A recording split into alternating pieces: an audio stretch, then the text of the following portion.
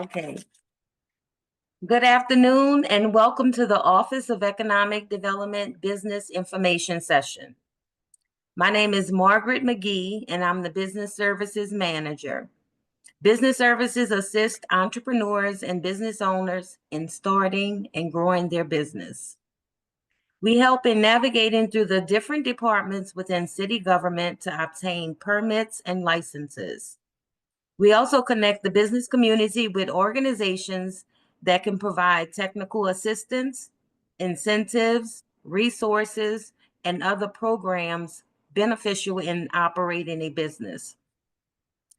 One way we do this is to host business information sessions. These sessions are held throughout the year, and the topics are gathered from entrepreneurs, surveys, and information we collect from the business community. This is the second of 3 sessions focusing on writing proposals.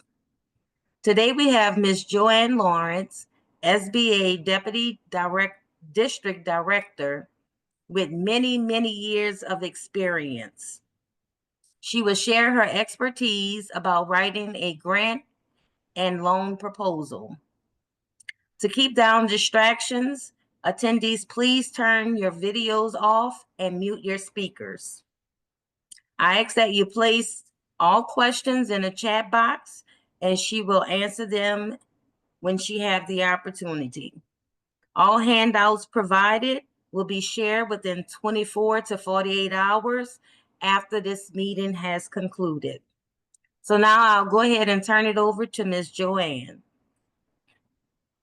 Good afternoon, everyone, and thank you so much, Margaret, for allowing me this opportunity to present information on preparing grants and loan proposals. And what we have on the screen here is some of the topics that we're going to cover. And notice this last one, financial management and understanding your credit. So I included information on that because one of the things you'll need to do is to prepare a budget for both your loan and for your grant. So we'll talk a little bit about that as we're going through the presentation. But as you're looking for sources of funding, of course, there's self-funding where you're going to be using your own money.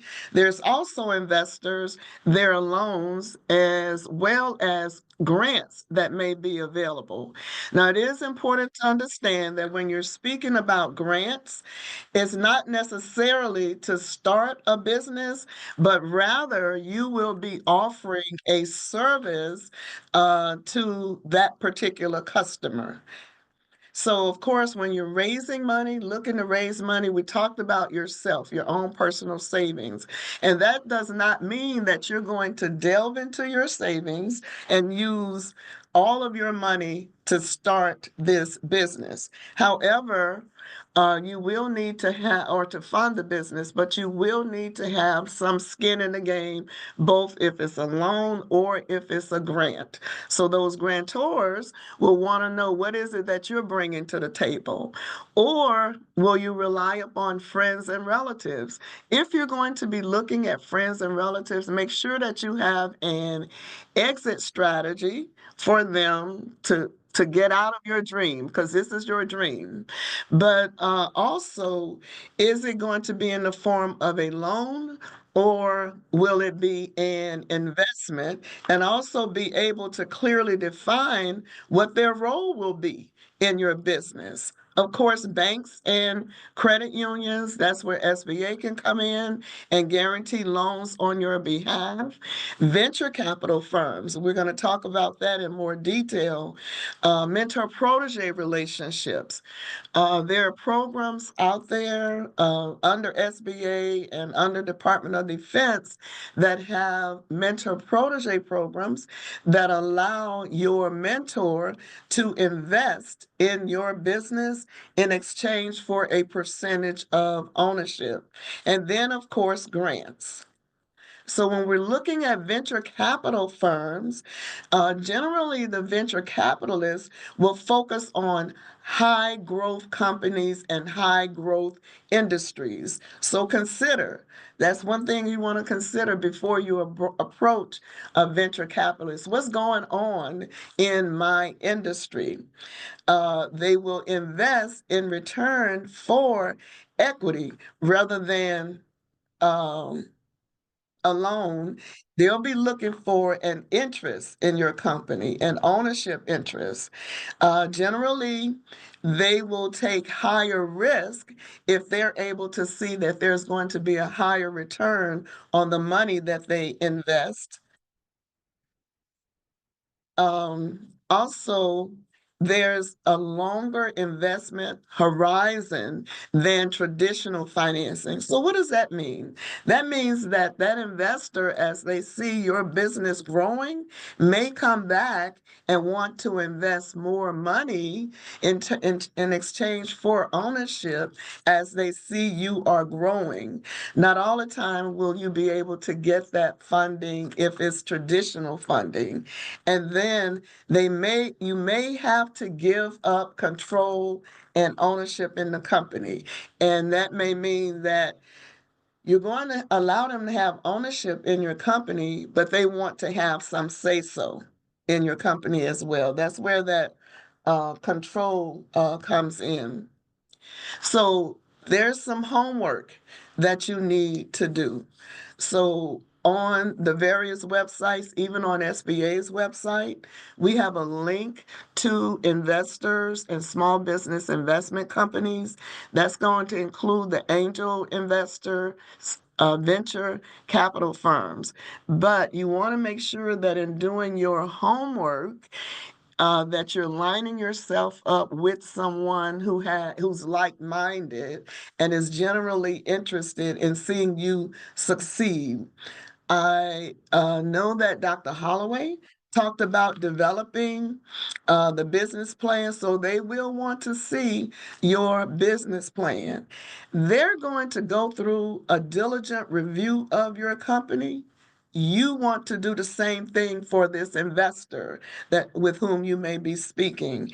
And also you're going to work with them to develop the terms of whatever agreement it is that you're going to enter into with them, because you want to make sure that it's for your benefit. And when it comes to the investment and they're going to want to want ownership in your company, make sure that the amount of money that they're investing is worthy of the level of ownership that they are requesting. So I talked about doing your homework, finding the investors, sharing your business plan, and then also the investing criteria. That's going to be included in the agreement, the terms and agreement that you work out with that investor. Uh, Make sure that you're not trying to be all over the place, a jack of all trades or anything like that. So concentrate on your specific industry, where you're located, and the stage of your business development, because that's what the investor is going to be looking at. And just know that there's certain areas, geographic areas where they will invest and areas where they will not, or be less likely to invest, and certain industries. And I talked about going through your due diligence, just like they're going to do that. So you want to engage your market management team like they will, your market, your marketing area. What is it that you offer, your products and services, and how is your company managed? And they'll want to see your financial statements. So I talked about working out those terms. Make sure that you're in agreement with whatever it is that they have, and that you are working in tandem with that proposed investor. And just know that that investor is going to become actively involved in the company, and they may not give you all the money up front.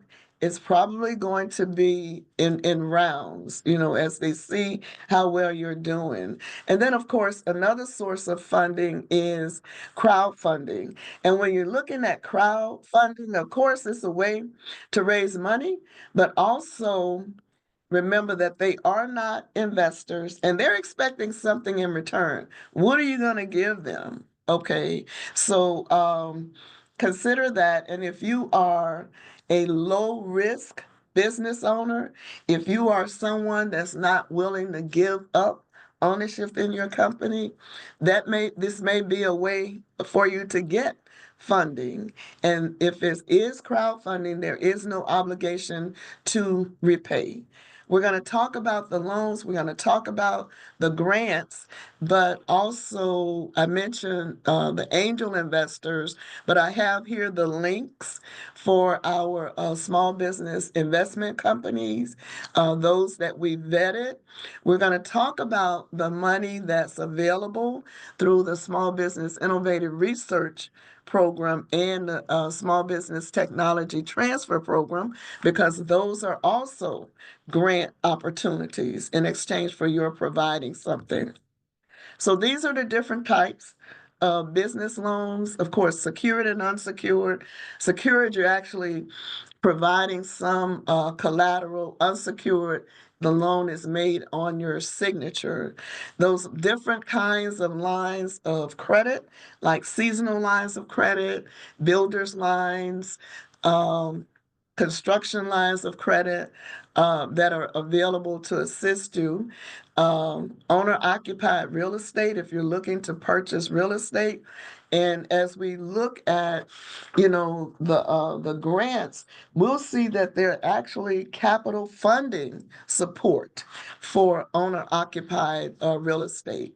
Equipment loans, business vehicles, where you're purchasing a vehicle to be used in your business.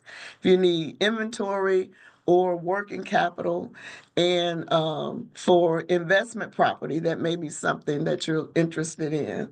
And those loans guaranteed by SBA, and also Louisiana Economic Development offers guaranteed loans. So as we're talking about the different loans, make sure that if you are going to prepare a proposal for a loan, that you are applying for the correct type of loan.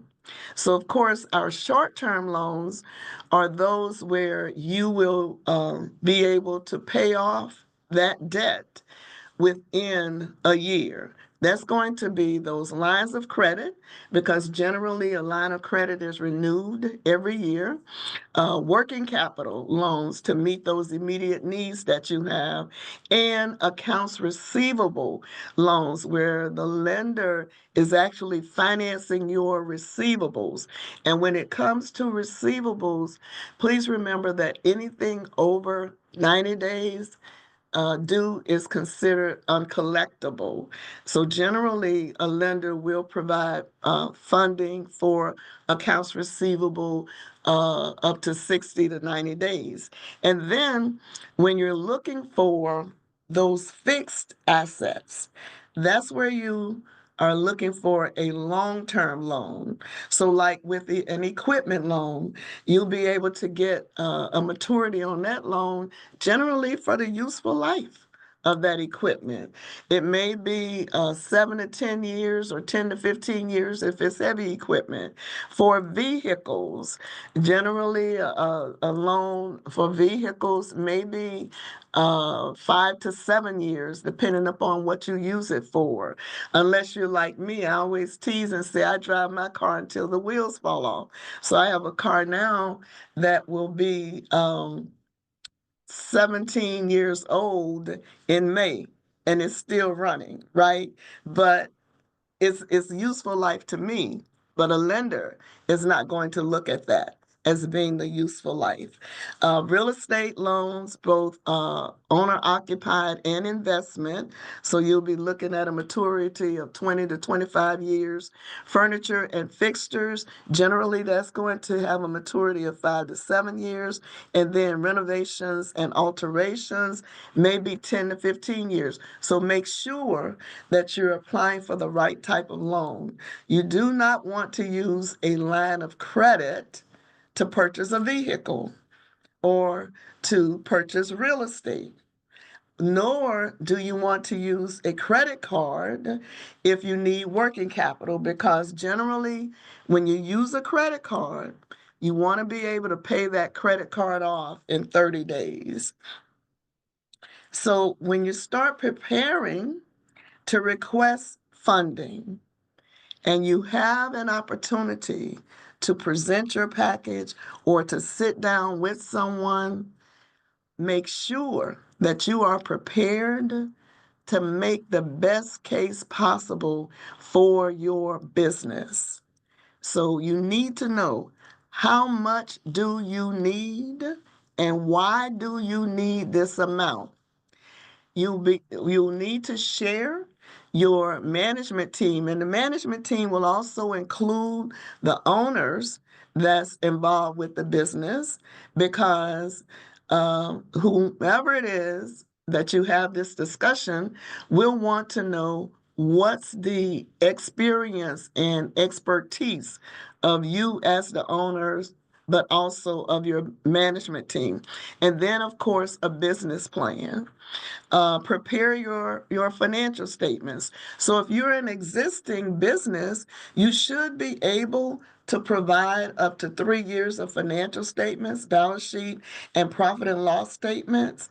If you have been in business for that long, but whatever financial history you have on your company, be prepared to provide that on the financial statements. And just know you'll also be requested to provide tax returns on the business and your personal tax returns, because when either with a grant or a loan, those individuals will look at those tax returns to see if you're making a profit. And if you're a nonprofit, of course, they're not looking for you to make a profit. Rather, what they're looking for you to be able to do is to manage the funds properly. Business credit report, Dun& Bradstreet and Experian, but also just know they will look at your personal credit, and we'll talk about that. How much is your company worth? So there are organizations who will do a business valuation report for your company. And then what are your projections? What's your forecast for the next year? And we always encourage you to seek assistance. So SBA provides assistance through our resource partners at no cost to you. Either our small business development centers, our SCORE representatives, and Dr. Holloway is one of our mentors, and she did the workshop on Tuesday, and our Veterans Business Outreach Centers, and we have two women's business resource centers, one in New Orleans, one in Baton Rouge, and they're both hosted by the Urban League of Louisiana. So with your funding request, regardless, make sure you're able to identify what you need right now, and that you're able to clearly identify that amount. And if you know that within the next 5 years, you're going to need more funding, be prepared to provide the information on that. You may be diversifying into another industry, or you may be looking at adding another location or moving out of state. Be prepared to discuss that. We talked about the type of loan. Make sure that you're requesting the right type, either a short term or a long term. How are you going to use the funds that are provided to you? What collateral do you have that you're willing to offer? And of course, if you're purchasing fixed assets, like vehicles or real estate, then of course that will be used as collateral on the loan. The terms, how much do you need to repay the loan? And then what's going to be your skin in the game? How much are you investing or have you invested toward the business? So when we talk about the use of proceeds, any number of uses, as long as it's something that's used within the business, right? And with respect to debt restructuring, you may refer to it as debt consolidation. As long as there is a 20% increase in your cash flow, that's a loan that the lender would be willing to do and that SBA can guarantee on your behalf. But notice all the different ways that you can use the funds.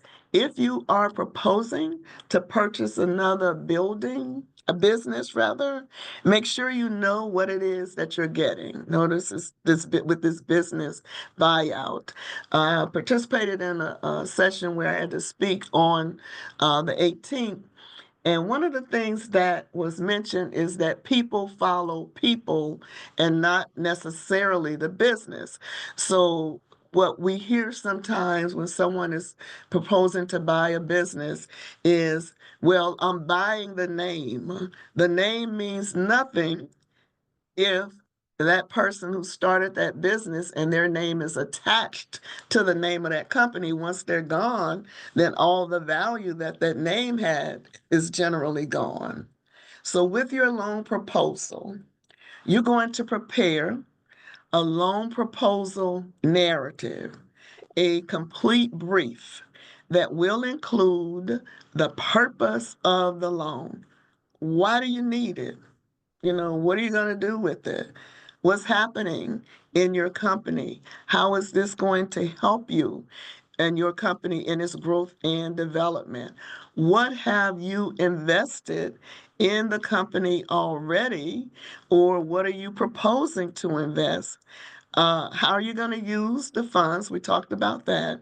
And what collateral are you willing to offer? So I want to stop right here for a moment regarding collateral and we're talking about loans, okay? And this is new as a result of one of the executive orders that was issued, and it has to do with SBA loans. And if there is any foreign ownership in the company or a non-citizen that's involved in the organization, SBA would not be able to guarantee that loan. And then you'll have to make sure on the part of the lender that that's not something that they're going to be employing regarding foreign ownership and foreign interest in the company. But regarding that collateral, you may be a U.S. citizen. You may be married to someone who's not a U.S. citizen. And if they have ownership in that collateral, then the loan can't be made. So this is something that's new, hot off the press as of March 7th as a result of that executive order that was issued under the current administration. So with your loan proposal, of course, you're going to be preparing a loan application. And generally, the lenders will have the forms that they want you to use. You'll need to provide personal financial information, a personal financial statement that includes all of your assets, personal assets, and liabilities. And the information you include on that personal financial statement must be no older than 60 days. I talked about the owner and management's resumes so that the lender or whomever, even someone who's looking to offer a grant to you, want to know what's your background in this business. What experience do you have? What expertise do you have in operating this business and those that are on your management team? The history of the business. How long have you been in operation? And what is it that you are proposing to offer? And your business debt schedule. What is it that you owe now, and how well are you taking care of the debts that you have now? So, with the history of the business, of course, that's going to include the nature of your business and your legal structure. Are you a sole proprietor, a limited liability partnership, a limited liability company, a S corp, or a C corp? Now, generally, even with looking for grants and especially with looking for loans, you're in a better position to get financing if you're not operating as a sole proprietorship. There's nothing wrong in and of itself with being a sole proprietor. In fact, that's how most businesses get started. However, when you start looking for funding, a little bit more credibility is given if you have a formal legal structure that's been registered with the Secretary of State. And then who has ownership in the company? Who are the owners? With the management, so you're going to put together that schedule of the management, the names of the individuals and their responsibilities. That's actually a chart, a management chart. Who's in charge of the day-to-day management? Who's calling the shots? If something happens, who is it that I can call to get an answer to a question? Do you have any other key individuals involved in the business? Those who can um, make decisions for the company or speak for and bind the company? Do you have a bookkeeper? I know we have bookkeeper here, but you need to have a CPA as well. And then who's in charge of marketing?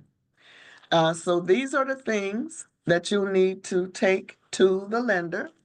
We talked about the business loan application, the personal financial statements, your resume, the history of the business, and that business debt schedule. A pro forma, if you're someone that's just starting out, then we'll need to see the lender or the grantor will want to see a pro forma balance sheet for 12 months. The business financial statements, if you are an existing business, that's going to be the balance sheet and the profit and loss statement. And if you've been in business for at least 3 years, be prepared to provide those financial statements. And if not, for whatever amount of time you've been in business, an interim financial statement, which will include balance sheet and profit and loss with an aging of accounts receivable and payable no older than 60 days. So why do you think an agent of accounts receivable and accounts payable would be beneficial? I'm glad you asked. So, with an aging of accounts receivable, it lets whoever is looking at your package know that you are collecting whatever is owed to you timely. And that aging of accounts payable will let whoever is reviewing your package know that you pay your bills on time. And then, of course, if, as I mentioned, if you're new, pro forma financial statement, which would be a balance sheet and an income statement, but also cash flow projections. How much do you expect to be coming in on a monthly basis? And that needs to be for at least 12 months. The personal tax returns for the most recently completed 3 years. And I know that sometimes there's a delay in getting your taxes completed by April 15th or October 15th. But just make sure that you're getting the tax returns done, personal and business. and I talked about the aging of accounts receivable and payable. Um, Evaluating your proposal. So something that will be considered is, does what you've submitted make sense when you're looking at the business plan? Okay. And also, is this like exclusive ideas? Nobody else is doing this, or is it the new kid on the block? It's so innovative, nobody knows anything about it. Does it make sense? So you need to understand it, and you need to be able to share with whoever is reviewing it so that they can understand it. So do you understand it? And does someone else in your organization understand it? Does it make sense to them? And then whoever is reviewing it is going to follow the money. They're going to follow the cash. How has it been spent? Where's the money going? And do you have money in the bank? So some of the things that they'll consider, some areas of concern when looking at your package, is that you have the biggest and the best of everything when it comes to vehicles. Yes, I mentioned about the car that's going to be 17 years old in May, but I have a newer vehicle, but I'm happy that both of them work. Okay, but I don't have the biggest and the best, right? How are you living outside of the business? Are you taking money out of the organization to fund your lifestyle? Are there any exotic components? As I mentioned earlier, is this like the new kid on the block, a new idea? Nobody else is doing it. And that whoever is reviewing it does not understand it. So these are some exotic components that whoever's reviewing your proposal will take a look at. Is there a lot of travel that's not related to business? Do you have summer homes or vacation homes or homes in the islands or offices in the islands? Are you going to have a monopoly when we're talking about new kid on the block? Is what you are proposing feasible, or is it a proven concept? So something, generally with individuals getting funding as they need it, if you're talking about a loan, or franchises, because there's a proven concept. So when you have an opportunity, be prepared to discuss these items, something that we already discussed with respect to the business plans and some other factors. Everything there is about to know, they need to know about your business or your organization, as well as the management structure. For you, also do some homework regarding your industry or whatever it is you're proposing to do. So analyze your market. So something that's available to you at no cost is that our small business development centers can conduct a competitive analysis and market research for you. So take advantage of that. Make sure that you have set clear objectives. You don't want whoever is looking at your package to have to figure out what it is that you're hoping or that you want to do. We talked about the historical data already. And then we talked about what are your plans for the next 5 years. That's the prospective data. So to make your business plan stand out, be clear about what you have to offer. What are you really, really selling? What are you really, really trying to do? What makes your business unique? What sets you apart from other businesses and organizations in the same industry in which you operate? Are you offering any special benefits or differentiators that help you to stand out from the crowd? And this is something, even though we love customer service and we love it when we call and somebody answers the phone. So they've answered the phone. What's the follow-up? Or if you have to leave a message, how long does it take for someone to get a response to their call? Be clear about what you do. Don't try to be a jack of all trades, and make sure that you're strategizing, that you're establishing manageable market niches. You don't want to try to be everything that that you hear about. If somebody says, "Oh, I need a moving company here," and then somebody else says, "Well, I need a gardener over here," and you're a moving company, "Oh, I can do that gardening." Or if you're in mental health services and someone say, "Well, I need someone to clean this building." So now you're in mental health services and you say, "Oh, I can get somebody to clean that building." So learn how to strategize. And then I talked about conducting market research, but also conducting market surveys. And with what's important, if we're looking at loans and the lenders, repayment ability. Will you be able to generate sufficient funds from the business to repay the loan? Do you have good character? And they're looking at any arrests or convictions or other charges or whatever, or arrests and convictions that have been made against you other than minor motor vehicle violations. A feasible business plan. Do they understand it? Is what you've included in there achievable, attainable?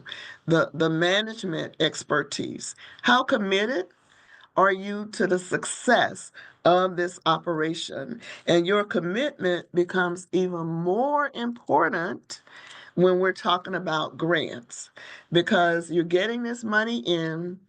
Are you willing to stay there during the tough times? Or are you going to throw your hands up in the air and just walk away and say, "This isn't my money"?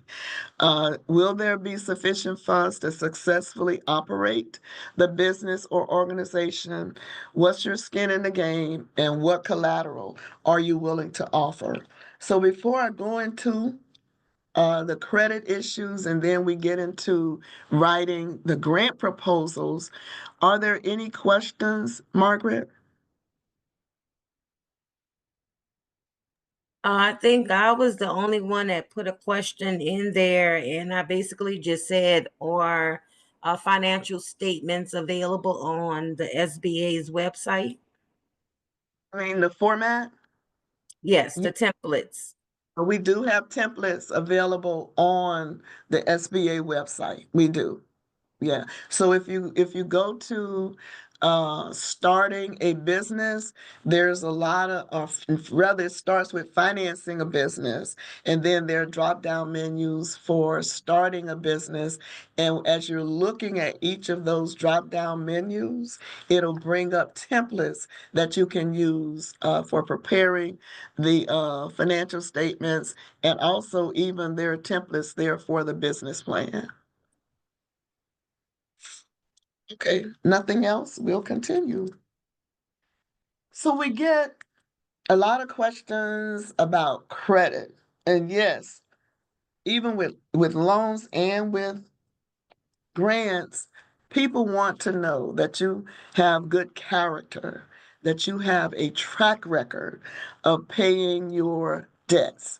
So just like they can pull your credit report, we encourage you to pull your credit report and take a look at it. And if there's something on there, excuse me, that's not yours, or there's a name that's used that is not your name, you need to challenge that to get that off of your credit report.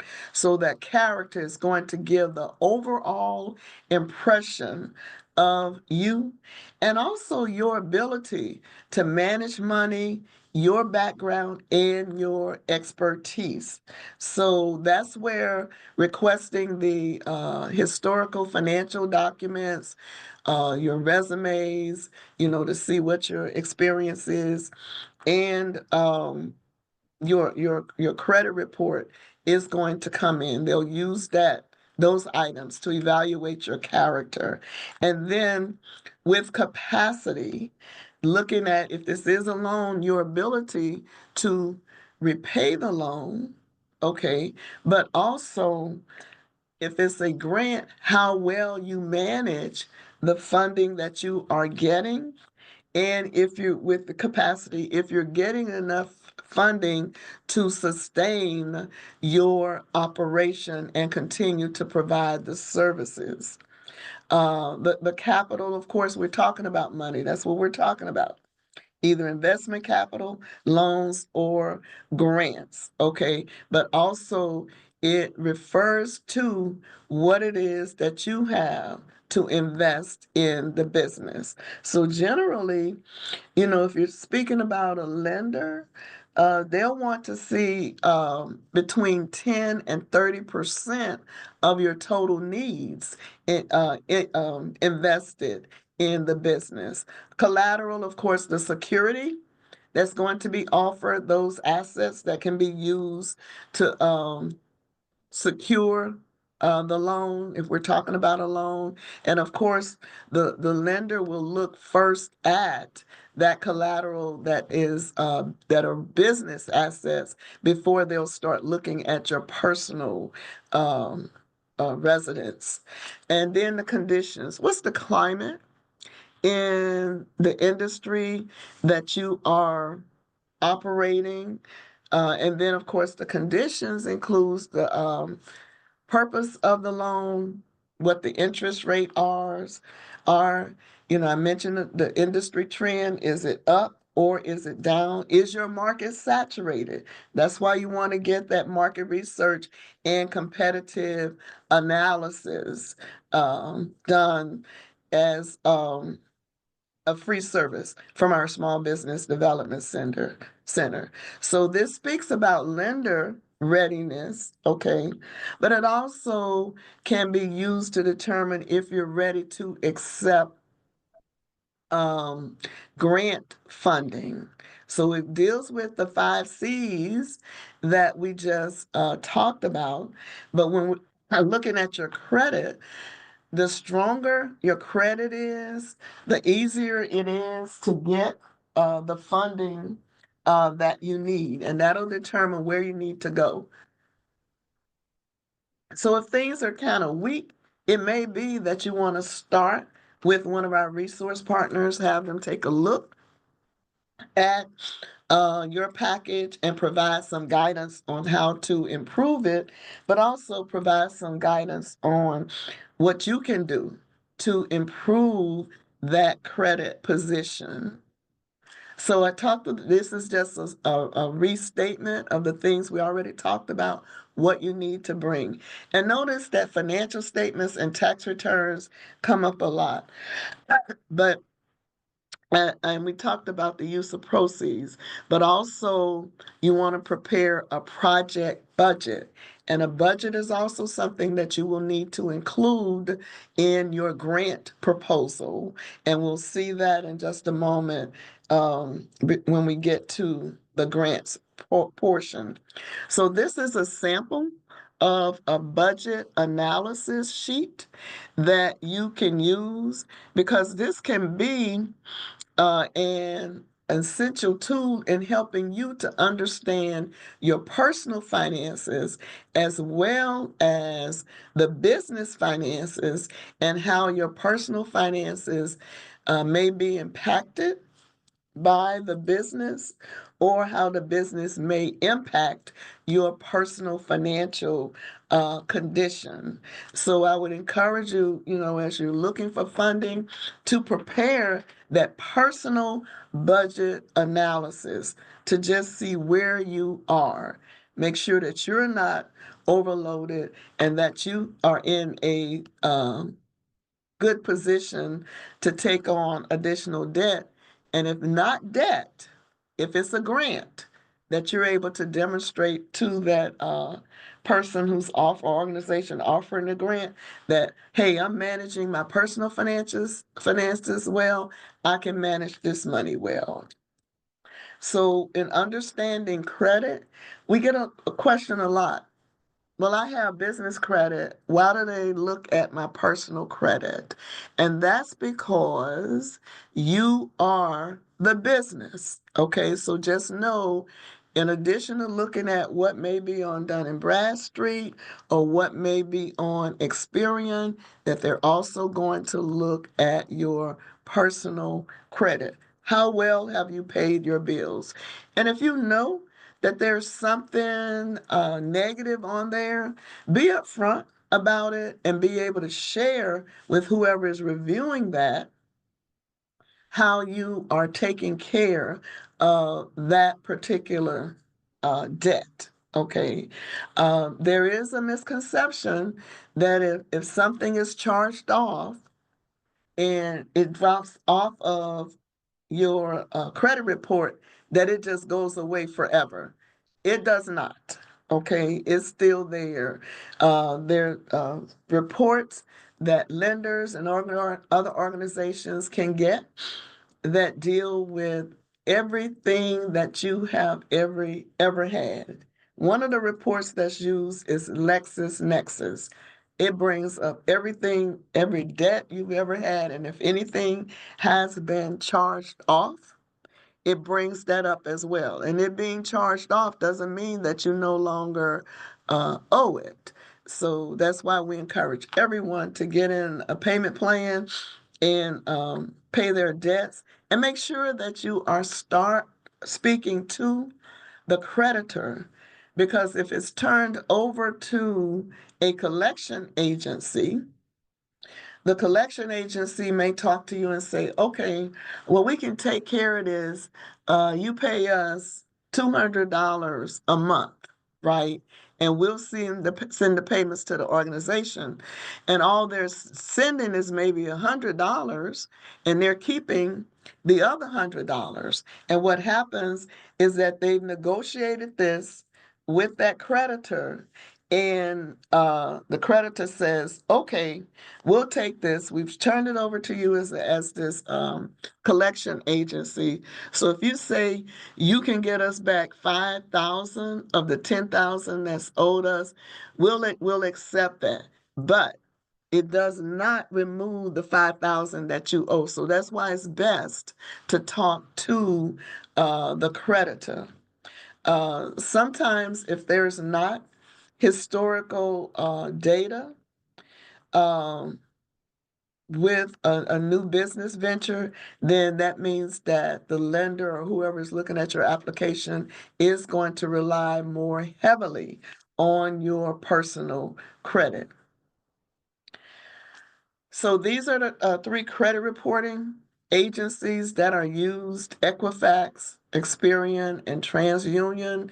A lot of them use TransUnion a little bit more than they might use Equifax. But for you, you want to get all three credit reports and look at those credit reports and make sure that whatever is listed on there is your information. And you can get that at annualcreditreport.com, and you do not have to pay to pull your credit report. You do have to pay if you want to see your credit score. But if you just want to see your report, you don't have to pay. Annualcreditreport.com. And this gives you the makeup of that FICO score. Your past payment history, notice that that's the biggest percentage, 35%. Your outstanding debt is 30%. How long you've had credit, 15%. So say, for instance, you have a card that you don't use that much, but each month when you do use it and the payment comes, you pay it off. And you may have had that card for 15 or 20 years. And then you get a new card and you say, okay, well, I'm not going to use this old card. I'm shut this account down and just use this new card. That reduces your credit score. So keep that old credit card open, the one that has the longest credit history. How many new applications have you applied for? So, like, you walk in the store and you go to the counter and you're getting ready to pull out your debit card or another credit card, and they say, you know what? If you open a new account with us today, we can save you 10%. So when you do that, that drops your credit score as well. And so be careful about that. And then the different types of credit that you have. So keep those in mind when you, these items and percentages in mind when you are looking at it. So when they're reviewing your credit report, what's extremely influential, what's at the top of the list is your payment history. What are you doing now with what it is that you owe? And then the next thing is the age and type of credit that you have.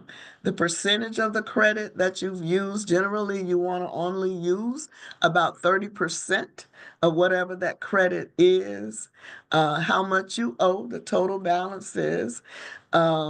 That's moderately influential when they're looking at whether or not you would be put in a worse position if you extended new credit, recent credit behavior and inquiries, because someone may be looking and testing to see if you are interested in new credit.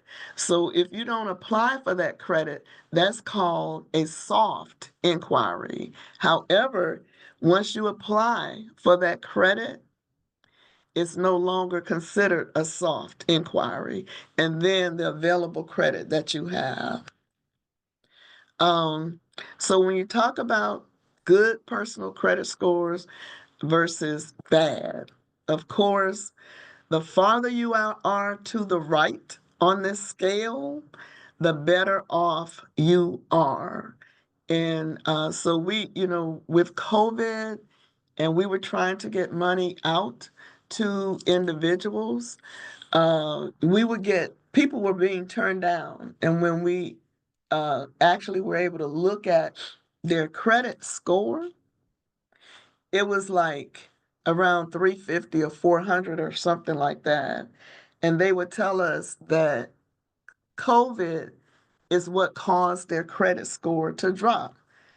Well, we were shut down in March of 2020, and here we are in April of 2020. It's unlikely that 1 month shutdown would have caused that credit score to dip that much. So just be mindful of it. But we don't want you to get too caught up on the score. We want you to look at that credit report and see what's on there and make sure that you're taking care of all of your obligations. So to maintain good business credit, you want to maintain good personal credit. I talked about Dun& Bradstreet, who does a business credit report, Equifax, and Experian. And before we started using LexisNexis, we were using the Experian credit report. So we talked about your credit report. I don't want to go through all of this. It basically gives you information on your business. That's the business credit report. So, but I do want to mention the public record filings. Okay, so like if there are any lawsuits or judgments that's been issued against your company, that's something that will be a red flag to a lender or whoever is looking to provide funding to your company. Um, what you should have, even if you are a nonprofit, you should have the employer identification number or the tax ID number from IRS. Please, please, please do not use your social because there's too much identity theft that's going on. It's better to get your tax ID number from IRS. It costs you nothing. Maintain a copy of the letter, and it actually is the SS4 form. Make sure you maintain a copy of that for future reference. And just like you hold your Social Security number close to your breast, hold that employee identification number the same way, because there have been reports of people filing false tax returns on a company. So I mentioned best practices for strong business credit is taking care of your personal credit. Also, make sure your business is visible. People can find you, that you have a presence. One of the things, I worked on a Super Bowl diversity committee, and one of the things that the Super Bowl diversity committee wanted to see is that you had a presence on the internet. So make sure your business is visible. Maintain good relationships with suppliers and vendors. Think about how you feel when you're working with a supplier or a vendor and they don't treat you kindly. How does that make you feel? Are you likely to go back to that vendor or use that supplier again? So think about that when you're looking at your business relationships. By all means, you should have a separate bank account for the business and a separate bank account for your personal finances. I'm working, on in a ministry where a university needs to send funding to us, to our church, and to another church. And so the other church was complaining because they hadn't gotten the funding. The reason was that where they wanted the money sent was to a personal account rather than the church's account. So you want to have separate personal and business accounts, but also you should have checking and savings for your company and for your business. So think about that. And we talked about monitoring your credit. So with credit repair, this is something that you can do for yourself. Make payments on time. That's going to improve it. Get copies of your credit report and challenge any incorrect information. And then clear up any debts responsibly. If you need to make payment arrangements, reach out to the creditor and not to a debt collection agency, and request that information be corrected and submit it to the three credit bureaus if you find a mistake. So as we're putting this all together, we talked about the business plan. And with that, um, executive summary, writing a strong executive summary, that should be a complete statement of whatever your need is or whatever the problem is that you're looking to solve. And whoever is reading that statement should be able to see a synopsis of everything that's included in the business plan. Now, when pitching your business in person and also in writing, you know, think about a ride on an elevator. You might have 30 seconds to get up to the floor. How are you going to capture that person's attention when you're speaking to them verbally? Okay, so you tell them immediately who you are and what it is that you do. So briefly describe what you do, giving your name and the name of your company.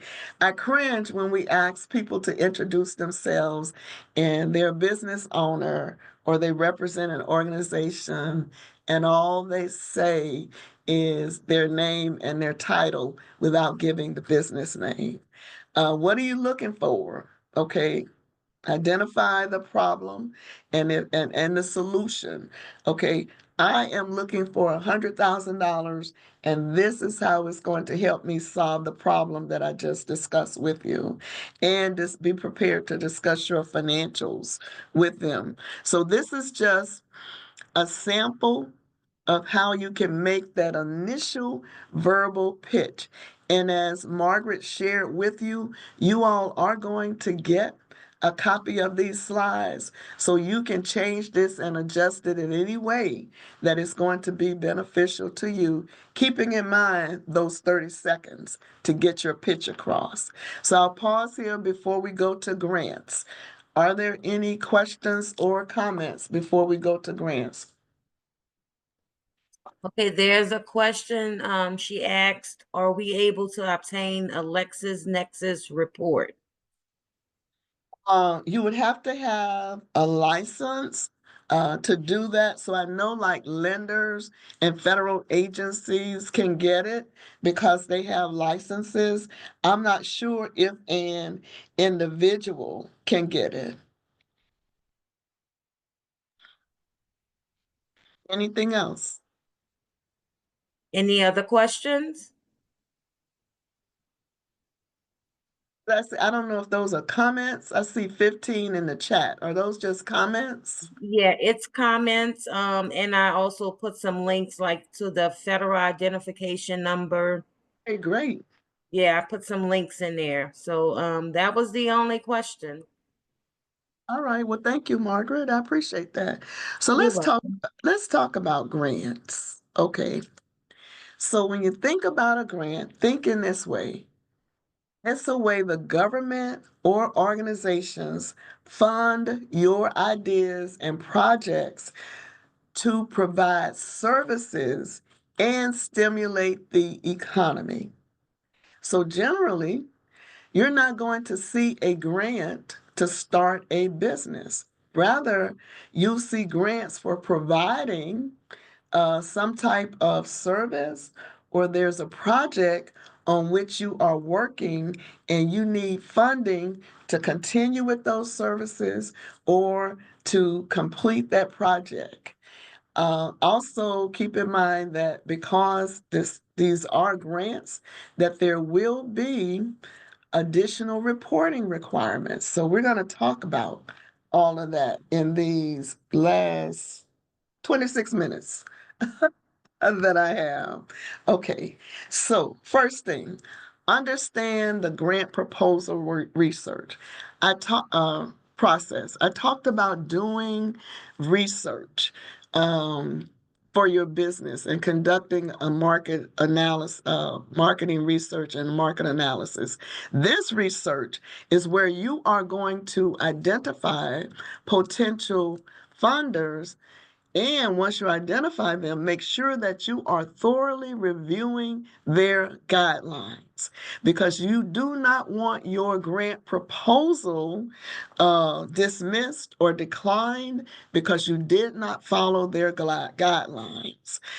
Then the planning, put some thought in what it is that you are proposing to do, and then you're going to be able to develop that project idea and make sure that it aligns with the funder's priorities. This is what they want done. Hey, this is how I'm going to facilitate that. And then writing. And when you're writing, make sure that you are crafting your proposal following the format and addressing all components. So there's going to be a specific format. It may say that they want the proposal in 12 pitch, double spaced, and no more than 20 pages. Make sure that you comply with that, because that can be determined, cause your proposal to be determined to be non-responsive. And there will be components that are included in there. Basically, some of those would maybe used to evaluate your proposal. So make sure that you're addressing each of those components or evaluation criteria. Not only should you proofread it and edit it as necessary, because I put together a presentation yesterday, and overnight I said, no, I should do this. I should add that. So shortly before we started today's webinar, I sent Margaret an updated presentation that you all will receive. But not only should you look at it and make edits, but also allow someone else to review it. And then make sure that you're submitting your proposal on time, because if it's late and it won't be accepted. And then follow up after you submit your proposal. But as you notice, when we were talking about the loans, I said be prepared to discuss these items. So you want to be prepared to discuss the various items in your proposal and explain any questions that they may have, respond to any questions they may have. So there are different types of grants. First of all, that general operating support grant. And generally, that's unrestricted funding, and it's a grant for day-to-day operating costs. So that type of grant can help to offset almost any operating expense for your organization. And also, these grants are less restrictive on how you can use the money. But as expected, keep in mind that operating grants are a rarity in the nonprofit world, but they are certainly not as common as we would like to see them. Okay.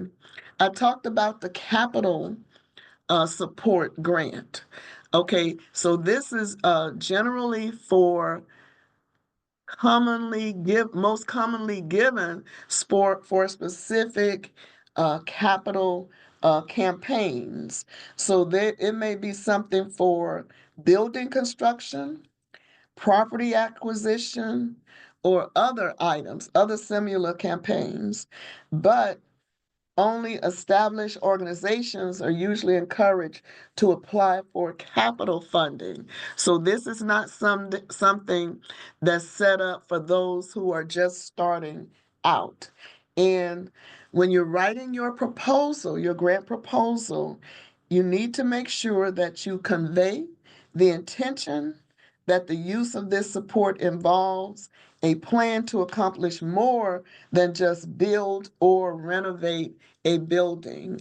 And this made me think about, when I was looking at this, it made me think about the facade grants that were available from the city of New Orleans. So yes, they were intended to improve the front of the property or the side of the property or whatever else it was used for.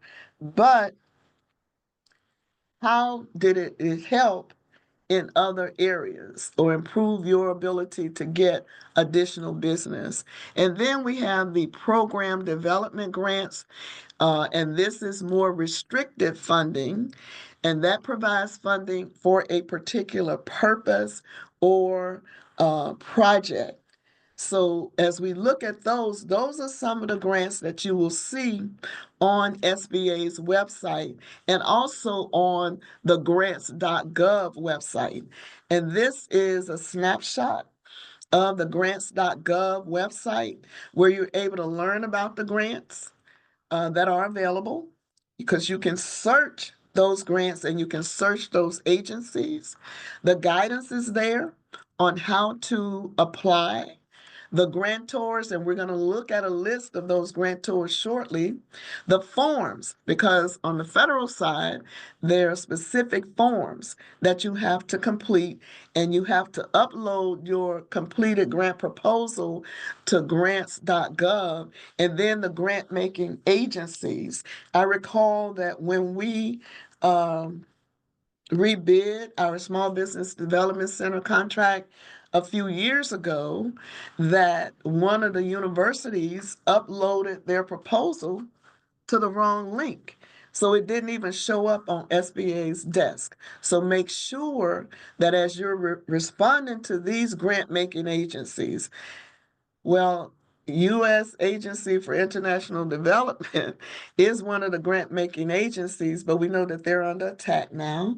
AmeriCorps, USDA, Department of Commerce, one of their programs is under attack now. Department of Defense, one of their programs is under attack now, right? But those are some of the grant-making agency, and oh my God, our Department of Education, let's just stay in prayer. Department of Energy, Department of Health and Human Services, Health and Human I'm sorry, Homeland Security, Housing and Urban Development, Department of Interior, Department of Justice. All of these are actually grant-making agencies that have funding out there that you can go after in exchange for providing a specific service or product. And when you click on that agency, you'll be able to see exactly what it is for which they are offering funding. And this is the remaining agencies that are offering grant funding. And notice SBA is listed. So with our grants that SBA offers, generally those are for services. So like we have our Thrive program, which is an executive education program. It used to be Emerging Leaders. It started out with Emerging Leaders 200 because we were hoping to train and develop 200 businesses. We passed that so long ago.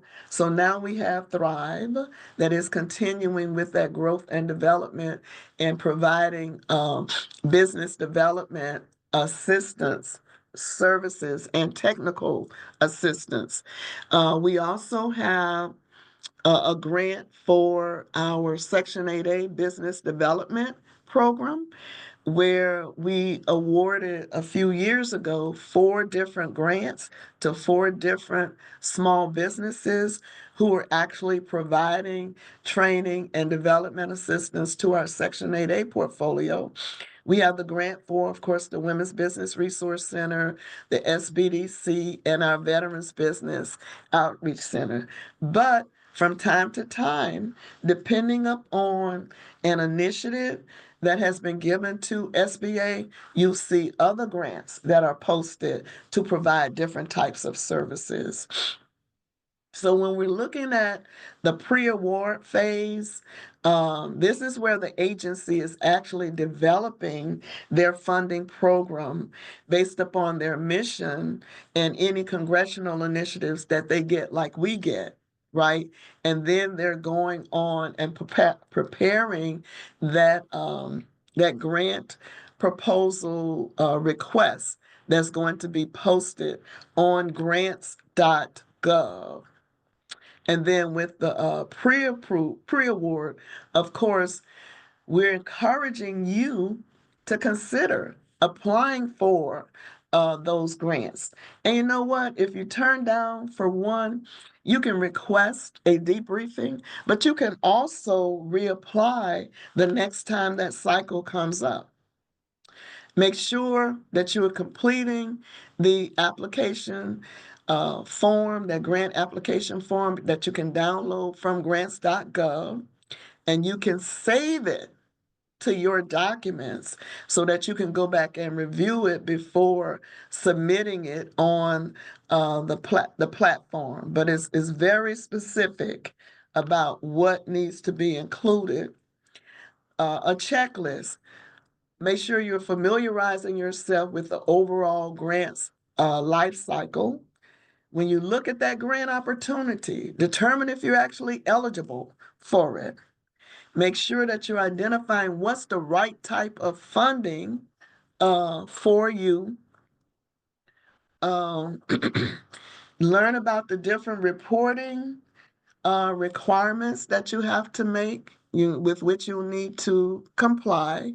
And of course, with grants, you always have to supply data of your accomplishments. Make sure you confirm that you are eligible to apply for that grant. Register in grants.gov on the federal side, and then apply for that grant. So some tips for writing your grant proposal. Don't be generic. It's not to your advantage to develop a generic proposal and then application, duplicate it, and then send it to all agencies. You know, when I think about that, it reminds me of somebody baiting their fish hook and just throwing it out there and see what it is that they're going to catch. No, you want to be clear and you want to be concise, and you don't want to include a lot of jargon. And if you are going to use acronyms, make sure you spell them out, because whoever is reviewing it may not know what that means, that you're providing data and evidence. And you'll see a request for data and evidence to support what you're proposing to do several times when you are writing a grant. Tell a compelling story. Going back to that statement, when you have that opportunity to speak to someone, that you're engaged, you're catching them that first 30 seconds, right? And that you're keeping them interested in what it is that you are proposing to offer to them. So you want to get them excited about it. Um, Make sure you're following the instructions, and I talked about adhering to the formatting and the content guidelines, and include a cover letter with your grant, and some things that you want to include in your cover letter. Make sure that the project is mentioned in the first line of your proposal letter. Make sure that you are including a request for the grant and how much you are requesting. Include in that cover letter a synopsis of the project, how it is important, and how it will further the foundation's mission, the person to whom you, or organization to whom you're writing this grant. List the components of your proposal, and so that they'll make sure that you are complying with everything that they have requested of you. List references and contacts that you have, and contact details for you in case they want to ask you any additional information. And that letter needs to be signed by your organization's executive director. If that's you, then make sure that you're the one that is signing it. um, Provide the organizational information, state your objectives, and describe the needs, explain the methods, and include your evaluation plan. When y'all have to forgive me with all these stories, like Margaret said, I've been around for decades, but with explaining the methods, that made me think about how on a construction project, that construction firm has to tell that agency exactly how they're going to complete that project.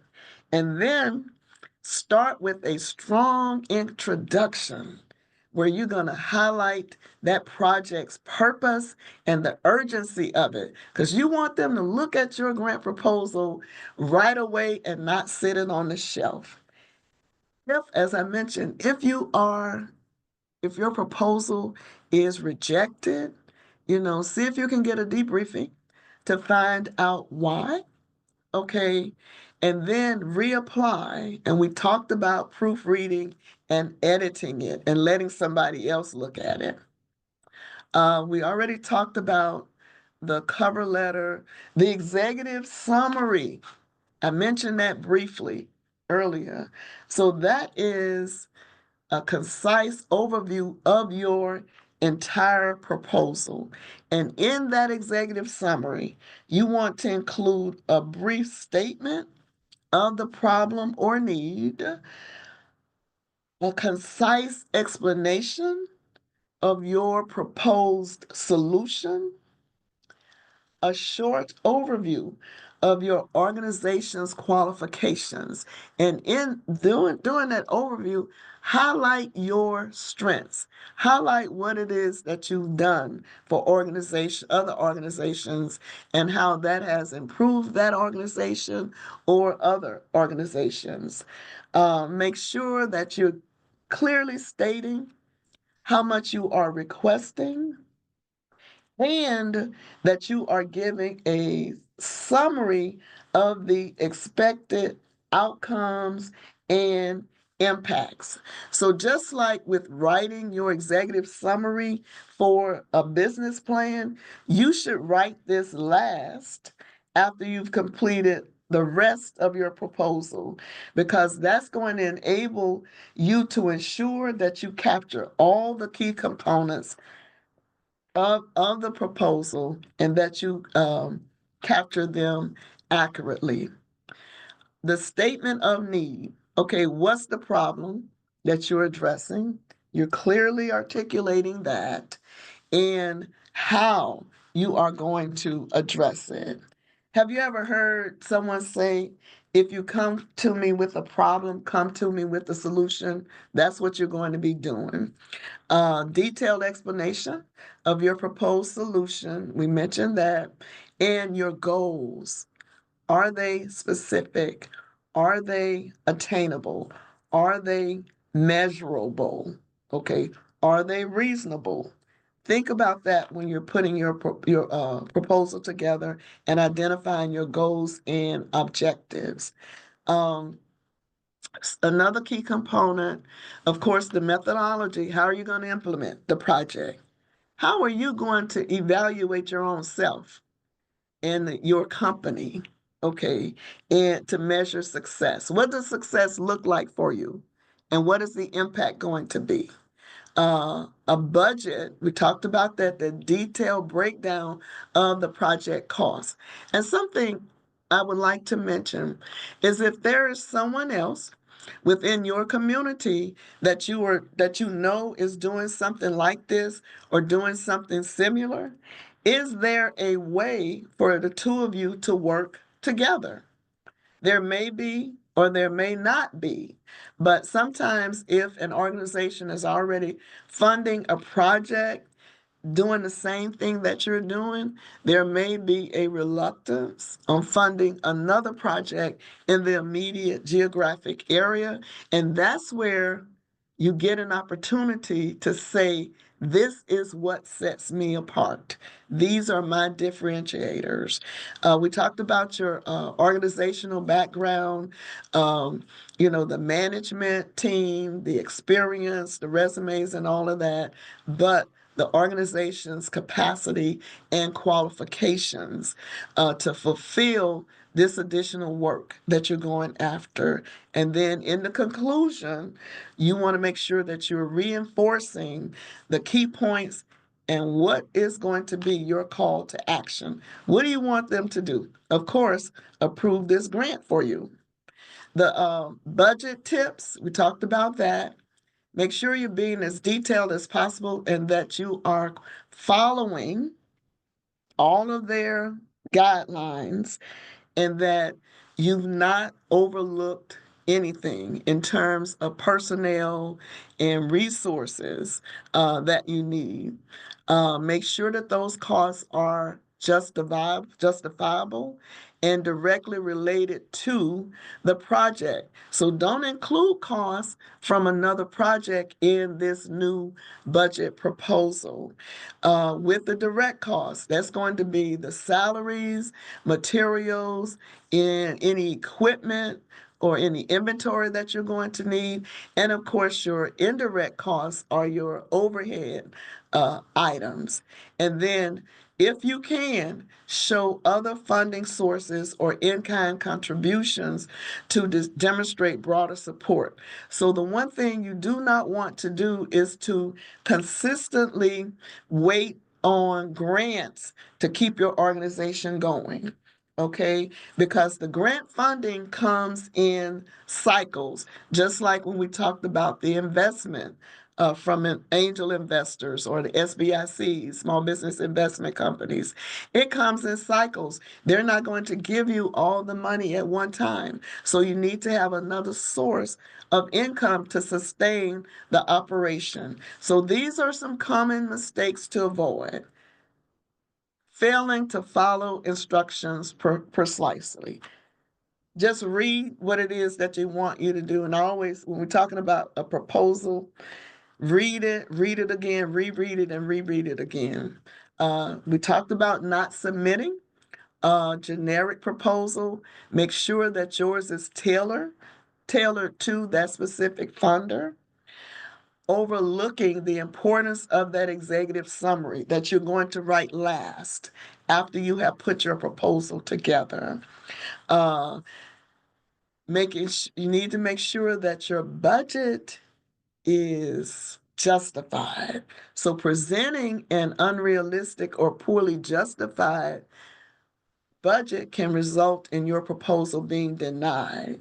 Neglecting to clearly state the need or problem, focusing too much on the organization instead of the project, submitting at the last minute without time for review. That's usually when we make a lot of mistakes. So as I mentioned, Margaret is going to send this to you, and you all will be able to see the type of funding that's available from SBA. So I want to go down so you all can see my contact information. And if you all don't mind, if you would go to sba.gov/feedback and give us some feedback on this presentation, that's going to help me know how we can improve. And this is my contact information. People always tease me because I give folk my cell, and I tell them you can call me on my cell, but those who know me and have been around me for any amount of time know that that's a good way to get me. So that concludes my presentation. I thank you all for your time and attention. Over to you, Margaret. Thank you so much. So are there any questions? I don't see any in the chat box. Now is the time to ask. We have the professional here with us. I trust that this covered all of the items that you wanted me to cover.